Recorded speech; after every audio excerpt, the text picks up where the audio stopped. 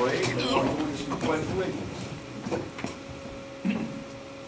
Pledge allegiance to the flag of the United States of America and to the republic for which it stands, one nation, under God, indivisible, with liberty and justice for all. Thank you. See, today we were smart enough saying the pledge to just talk over them, not to get distracted by their reiteration like last time or something like. And what was odd was that the two are different. Yeah, You know? yeah. So we had three different sounds. Thanks everybody that came out this afternoon for our board meeting. Mrs. Smith and Mr. Wilkerson are by telephone this afternoon.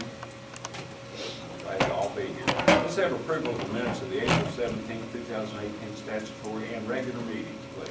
So moved. Baker moved and Mr. Wilkerson seconded that. All yes? Yes. Yes. Okay. We don't have any public comments, do we, Mr. Ellis? Nobody on there, are there? Good. Sure. And there's no one on the presentations and reports. I think Mr. Meeke was anticipating things being a little bit differently today, so we're scheduled for that. So let's go to the administrative section. Do I have a motion to look at those? I'll move. Mr. Curry? Second. Mrs. Smith? Mr. Curry, Mrs. Smith. Okay. Ms. Meeke. Item A, the following adult students to ride bus to the Adult Basic Education Center for the 2017-2018 school year. Item B, school volunteers who on occasion may also serve as bus chaperones for athletic events, academic competitions, or school outings and have completed volunteer orientation.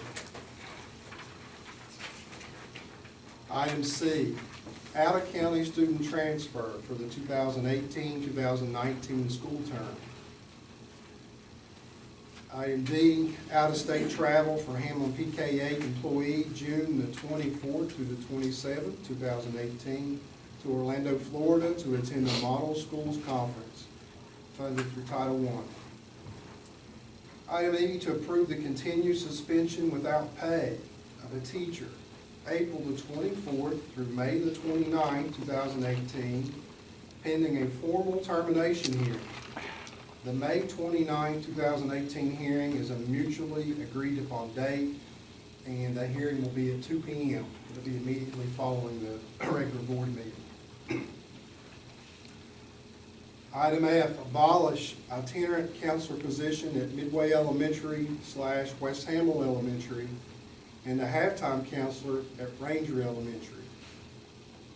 Item G is permission to post an itinerant counselor position at West Hamlin Elementary / Ranger Elementary and a halftime counselor at Midway Elementary. And I think, Mr. Little, you spoke about this last week. Yes, and I talked to all three principals, and they were tickled to death, thought it would work better. The way it was, it never worked, but we never could fix it until those positions become vacant, because we would have had to rip so many people to get to those people. So they're all three principals are happy with it. Good. Item H is a contract with Ann Gandy to provide consulting services to employees in the finance office. A total of 5 days is needed according to the terms of the contract, which is attached. And item I, to accept the low bid from ELM Electrical Services to provide the electrical portion of the light installation at the Lincoln County High School baseball field, totaling $19,842. Good. Anybody have any questions about any of those items? No. All right. If not, is that an all yes on the administrative items? Yes. Okay, all yes. Okay. Finance, could I have a motion, please? I'll move. Mr. Baker? Second. Mr. Curry? Mr. Ellis? The schedule of invoices totaling $524,877.96. The listing's attached. B, the annual memorandum of agreement with West Virginia University Cooperative Extension Service for the fiscal year beginning July 1, 2018, according to the terms of the agreement, funded by excess levy funds. That's attached. And C, a county pension for the following retired employees effective April 1st, 2018, paid from the county excess levy funds. I'm assuming that the extension services are the same terms. Same, yes. As a matter of fact, I've lumped it up against what the board approved last year. It's identical, same. Good, good. All right. Anybody have any other financial related questions? If not, could I have a vote on that? Is that an all yes vote also? Yeah. Yes. Thank you. Okay, the personnel section. I need a motion, please. Mr. Curry? Mr. Baker? Mr. Mickey? Or Mr. Randall, I'm sorry. Item A, transfer of professional personnel. Item B, employment of substitute service personnel. C, leave of absence. And D, retirement or resignation. We have a large posting that will be coming down today at 4 o'clock. So we'll be going over that and have those for the next board meeting. And then we'll also, after we see what we have at the end of the day for those vacancies, we'll be putting another posting out tomorrow. Are a lot of those some of the repercussions of the actions we took last week? Yes. One that's out right now. And it will continue. We have people changing, then they'll move, then the other ones will move, and we're gonna have that going on for, Little ripple effect there. yes, but we really got ahead of it by a month, which will help us, we hope. May not find a, at least we'll have people move, we still may have vacancies, but we'll have people move, and it will continue. And we're still looking at, and we shared that, and we'll continue to share that. July 31st board meeting will be the last meeting that someone can move or get out of their contract. Oh, and also leave. We're doing the same contract. Is that correct? That's correct. I thought it was. Okay, Definitely not. okay. Is that an all yes on the personnel items? Anybody have any questions? All yes? Yes. Very good. All yes. All right. Board members, anything to add? No, sir. No. Carol or Larry, do you all have anything that you want to discuss? No, sir. All right, Mr. Midkiff, last but not least. The end of the school year is rapidly approaching. I counted this morning, there's 30 instructional days left for students, that's all. We began our summative assessment yesterday for students in grades 3 through 8. That's going to be, actually grade 3 students are tested yesterday, today and tomorrow, and then grade 4, followed by grade 5. It's going to take us a little over 4 weeks to test all of our students because of the manner in which we've been asked to do so this year. Every third grade student's taking the same assessment at the same time each day. So it was language arts yesterday for third grade across the county, writing today, as far as math, and then the fourth grade students will pick up. There's a week there at the very end that we have to make up any assessments that may have been missed due to absences or lost instruction. And then the high school finished they're having a one-day makeup for the SAT today. And I think Jonah told me 5 students tested today, which puts them over the 95% required participation rate. That's one of those areas I think I've shared with the board before, that if you don't have at least 95% of your students test, that's an automatic rationale or reason to be placed on the comprehensive schools list for next year, part of the new ESSA requirements. What grade level is taking the SAT, juniors or seniors? It's all 11th graders are required to test, and then it was open to any seniors that wanted to take the assessment. Dana had shared some numbers with me. I want to say maybe around 40 seniors that had made the decision to take the SAT. But I don't know if The 95% requirement, is that just the juniors? just the juniors. And then you may have seen in the paper earlier this week, or maybe it's last week, that there's been some discussion already for next year's summative assessment for juniors, that counties may be able to choose between the ACT or the SAT. And I saw on a draft agenda that came down, and I haven't pushed it out yet, that at the WVASA, State Department's going to be there. And they're going to talk about some of the testing options that's gonna be available. So I don't know how that would work, how, you know, how a county could pick and choose between the ACT or the SAT, but it looks like that may be, happening next year. Just be stable. Good Find sign. something stable. You know, just out of curiosity, colleges have often accepted either the ACT or the SAT, except in limited circumstances. But when that happens, you have a different scale that you look at for the SAT versus the ACT to determine your admissions level or your admissions desirability. So I guess the State Department or someone will come up with a cross-indexer so that you can say, okay, we're going to give you these options for assessment, and the purpose of assessment is allow us to look at everybody on the same screen. We're judging everybody by the same criteria, but you've got these 2 or 3 different methodologies of testing to make this comparison. So someone has to do what colleges haven't done and the other people haven't done, and that is compare directly the ACT and SAT. I mean, I guess you can have some form of a linear comparison by looking at, you know, what an SAT level a particular college requires versus what ACT level they require. But if it's going to be standardized, going to be summative testing, why have all these options? It's Doesn't make especially, sense to us, me. because, you know, we have a requirement for grades 3 through 8 to benchmark our students each year. And at first, we were told you could go out and select any benchmark assessment that you wanted to use. So every county was out there on their own selecting a benchmark assessment. But then when our ESSA plan was submitted to the feds for approval, they didn't like the approach and told us we all had to use the same benchmark assessment. So I'm wondering if the same thing may play out with the ACT and the SAT. But the testing, at the high school went really well. We had one little snafu yesterday, something minor. I mean, we're off to a great start. Like I said, it's a long testing window. And, Now, are the other grades gonna continue to use the same test year after year? we don't know what's gonna happen. No. Good question. No way to compare. We were told, the No superintendents way were to told, compare, no way to see if they're getting an education. No way to see if we're improving, going backward. I mean, That's the genius. someone's genius, not mine. I don't understand that. But, it needs to be consistent, I agree with what Brad said. But now colleges, I know when my high school, you had to take the SAT test.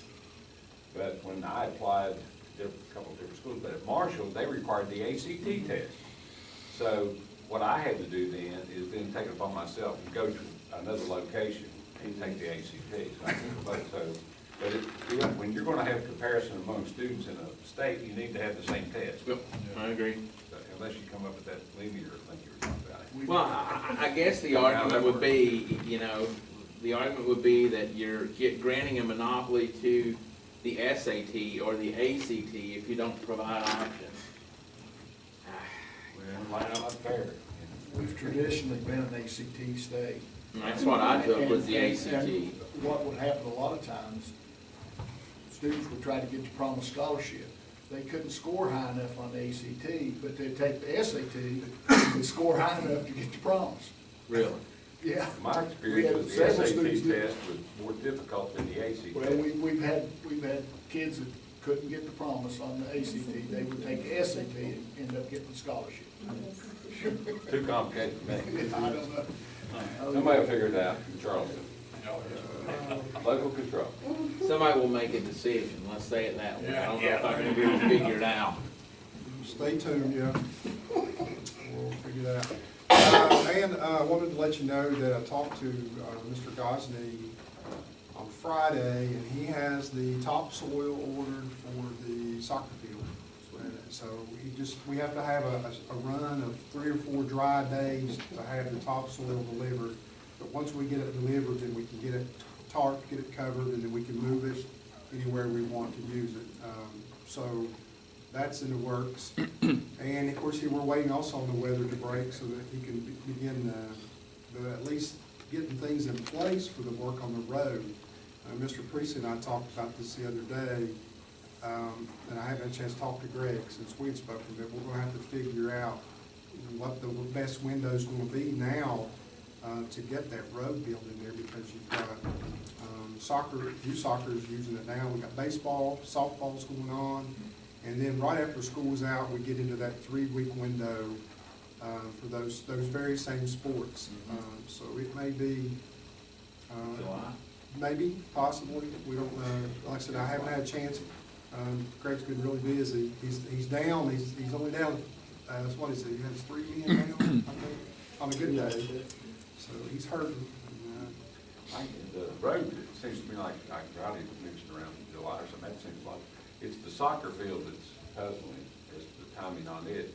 I mean, If he's not going to do the road until July, let's say, does that mean he'll leave the field alone until July, or will he Well, dump the that's soil what on I'm the saying. field? I'll get him at an upcoming board meeting. Okay. so- That's what I'm saying, that seems to be the quandary to me is, you know, you wait, then you don't really allow yourself enough time for, you know, to not just put soil down, but the seed in time for August. Yeah, I don't know how that. We finished our sign-ups, and we have 3 good, solid middle school teams. We're playing the 5th graders with the 6th, 7th, and 8th, because we know these 5th graders will be playing in their school colours in August, just 3 months from now.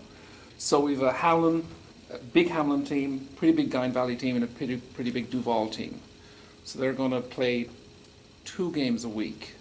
A plays B on Saturday, and then B plays C on Tuesday. But it'll be 1 game What, per day. what days are that, is that through June the 9th? Yeah, correct. Well, Yeah. Sean, is there anything preventing them from playing on the Lions Club field? No, absolutely not. No, and we've told them that. I've told the Hamlin coach that, and the Guyan Valley people know that too. It's just having the high school field gives us an extra option, Yeah. and definitely an extra option for practice, because the Guyan Valley people want to come over this side to practice, either on the back field at Lions Club field or the high school field. they don't want to practice at Guyan Valley? Apparently not. Well, but if there were, I didn't argue because it's not my well, nature. maybe if all this is going on, they might feel that they're better off practicing at Guyan Valley. I mean, I don't know, I can't speak for them. That was we did a meeting last Wednesday. It just seems like the schedule for the soccer field is what's. But if the field was available, it would give us. The game day isn't a huge problem because I think, like you said, the main Lions Club field is open. But on practice nights, I have my 3rd and 4th grade teams, 2 teams, and we're actually going to practice on the back of the very back field at Lions Club.